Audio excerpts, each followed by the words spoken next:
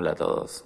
Bien, en este tema vamos a hablar sobre la metformina, que es una biguanida, ¿ok? Y este fármaco su mecanismo de acción, su farmacodinámica es ser un fármaco insulino sensibilizador, o sea que permite aumentar la sensibilidad de los receptores de insulina a nivel de los tejidos insulino dependientes, como hígado, tejido adiposo, músculo. ¿Ok? Bien, entonces para hablar de este fármaco, de sus propiedades farmacológicas, insulino sensibilizador y otras, nosotros tenemos que hablar primeramente de la parte fisiopatológica. Cómo es que se produce la resistencia a la insulina en la obesidad mayormente, ¿ya? Y también tenemos otro punto muy importante por la cual nosotros vamos a saber qué mecanismo por lo cual, ¿no?, la resistencia a la insulina y la hiperinsulinemia contribuye con la patogénesis de la hipertensión arterial. Entonces vamos a hablar dos aspectos fisiopatológicos que mayormente se producen en la diabetes tipo 2, ¿no? Se producen en la diabetes tipo 2, no mayormente. ¿Ok? Bien, entonces vamos a hablar sobre esta parte de la fisiopatología de la resistencia a la insulina en la obesidad. Entonces la obesidad va a producirnos un aumento de ácidos grasos. Este aumento de ácidos grasos promueve el estrés oxidativo crónico. Va a promover un estrés oxidativo crónico que este estrés oxidativo crónico no es nada más que acumulación de radicales libres, ¿no? Esto produce un estado inflamatorio crónico por disminución de los niveles de adiponectina, que estas tienen capacidad antiinflamatoria. O sea que la obesidad, este aumento de ácidos grasos se presenta en la obesidad, promueve el estrés oxidativo crónico. Y el estrés oxidativo crónico es un estado alterado a nivel de las células que va a producir un aumento de radicales libres. Y este aumento de radicales libres produce un daño a nivel de las células, que esto va a producirnos un estado inflamatorio. ¿Ok? Y va a haber una disminución de la adiponectina, ¿no?, que es una sustancia que se produce a nivel de los tejidos lipídicos, ¿ya?, que estos por lo general tienen funciones antiinflamatorias, ¿ya? Tienen capacidad de ser unas sustancias antiinflamatorias. Entonces, ¿esto qué nos va a llevar? ¿A qué nos va a llevar este estado inflamatorio?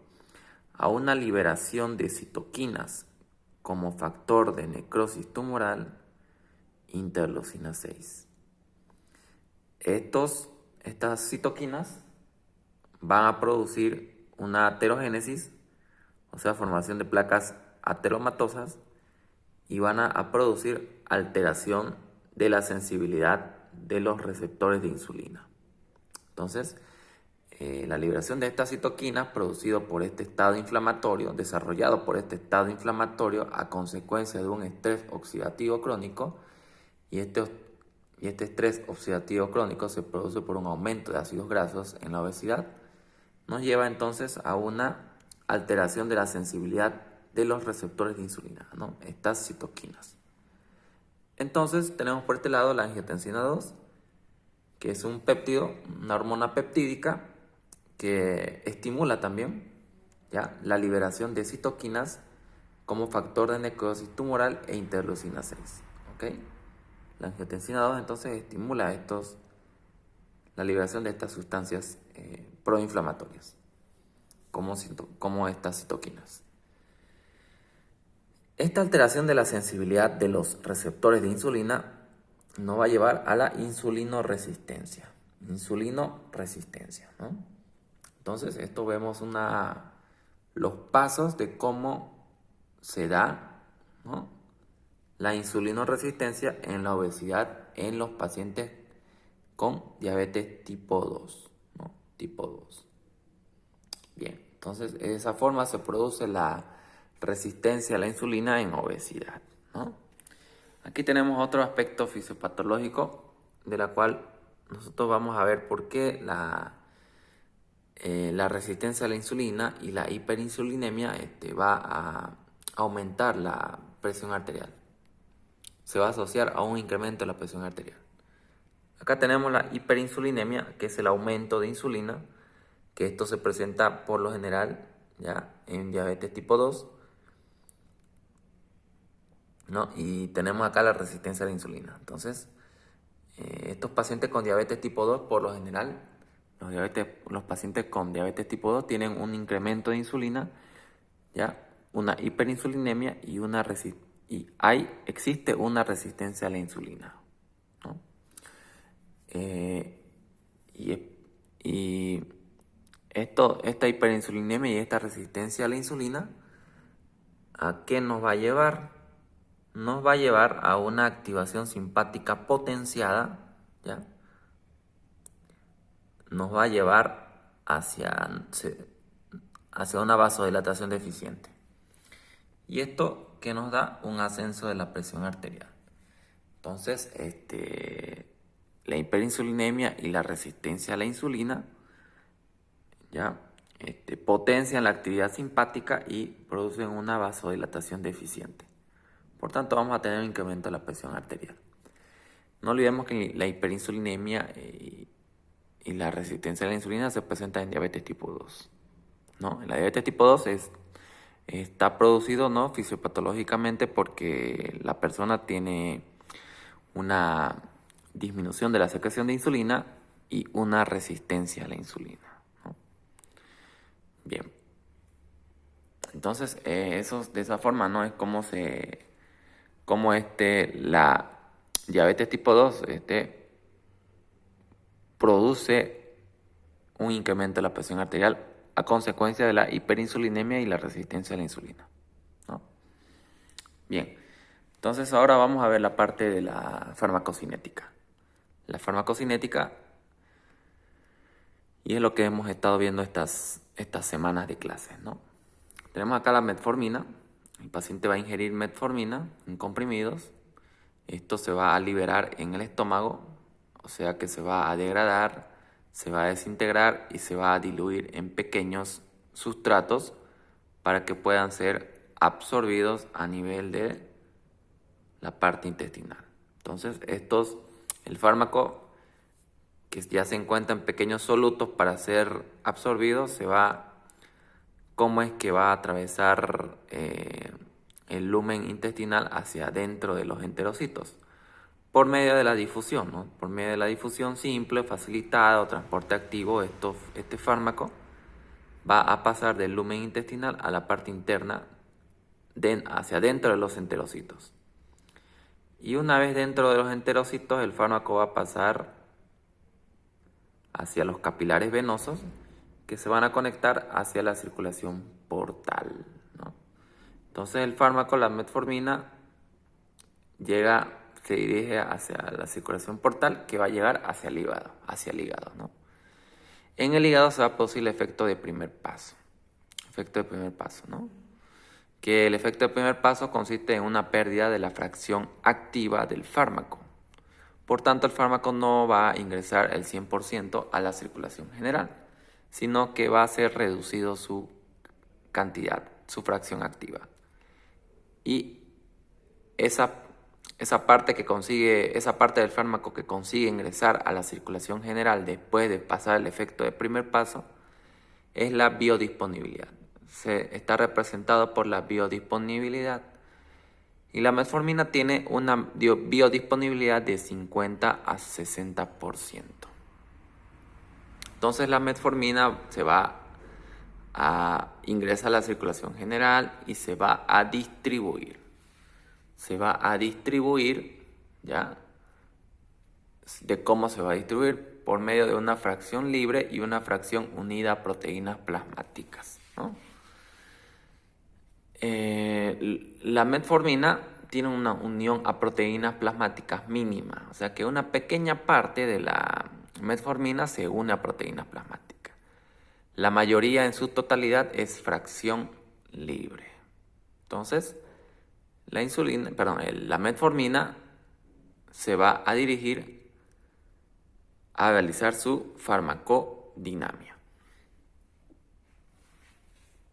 ¿Y cuál es su farmacodinamia? Su mecanismo de acción. Es dirigirse hacia los tejidos insulino dependientes, como son músculo, tejido adiposo e hígado. Aquí tenemos, la metformina aumenta la sensibilidad de los receptores de insulina en estas estructuras. Disminuye la gluconeogénesis, ¿no?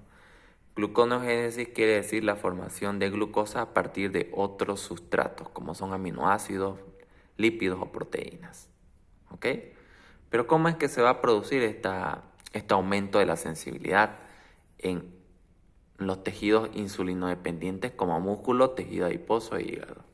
Para eso tenemos acá otro esquema que vamos a explicar de cómo es que se desarrolla el aumento de la sensibilidad en esos receptores insulinodependientes de aquellos tejidos. Tenemos por acá mecanismos de acción de la metformina dentro de la célula. Entonces la metformina realiza su farmacodinamia, ¿no? Ingresa por medio de unos canales, ¿ya? Hacia adentro de la célula. ¿Qué células? A nivel del tejido hepático, a nivel del tejido adiposo y a nivel del músculo. Entonces, ingresa la metformina y se va a unir, primeramente va a activar el complejo 1 mitocondrial para producir ATP. Todo esto en la mitocondria. ¿No? Posteriormente va a haber una producción de ATP que te va a activar el AMP cíclico. Y este AMP cíclico va a producir la activación del AMPK, la proteinquinasa, ¿ya? Activación de la proteinquinasa. Y la activación de la proteinquinasa nos va a mejorar la función del receptor de insulina, ¿ya? Hay una mejoría de la función del receptor de la insulina y también aumenta la movilización de GLUT4. Transportadores GLUT4 que son importantes para que ingrese glucosa, la glucosa que se encuentra afuera hacia dentro de los tejidos, de los hepatocitos, de los adipocitos y de los miocitos. ¿Ok? Entonces,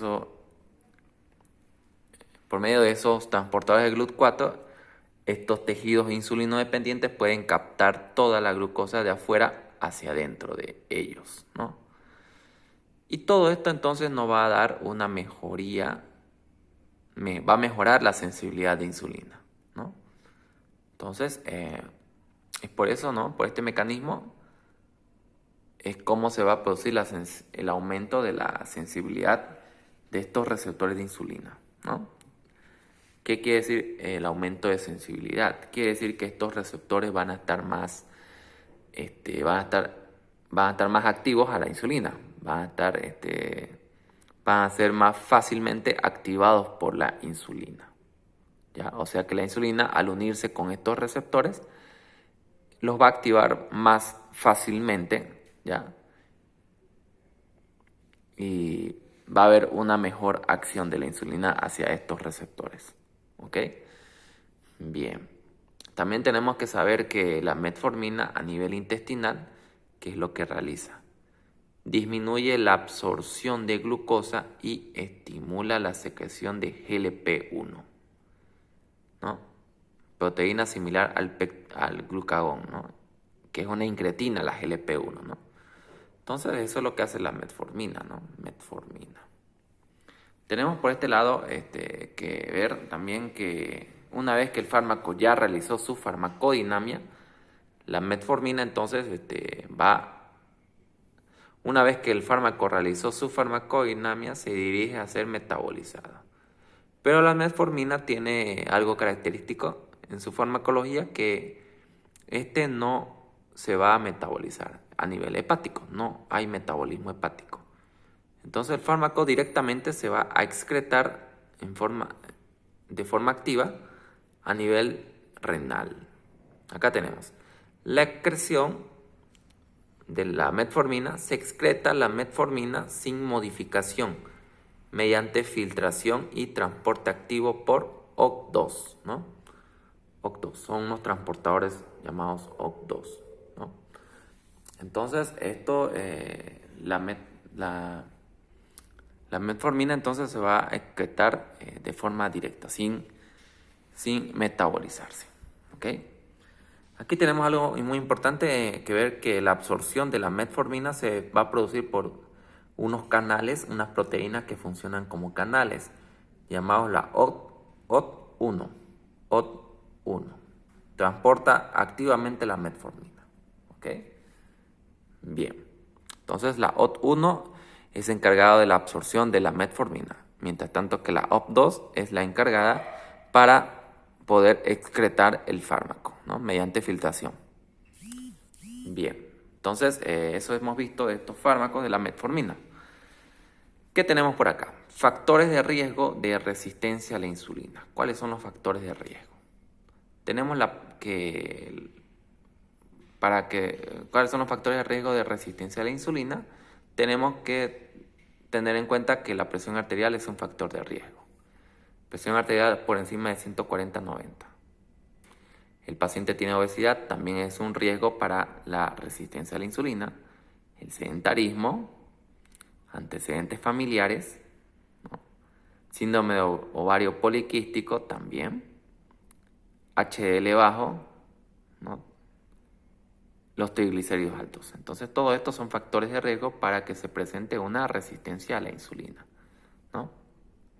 Entonces, este tema ha sido bastante entretenido. Hemos hablado de la parte fisiopatológica de la resistencia a la insulina en obesidad y también hemos hablado de cómo la hiperinsulinemia y la resistencia a la insulina contribuye al incremento de la presión arterial, ¿no?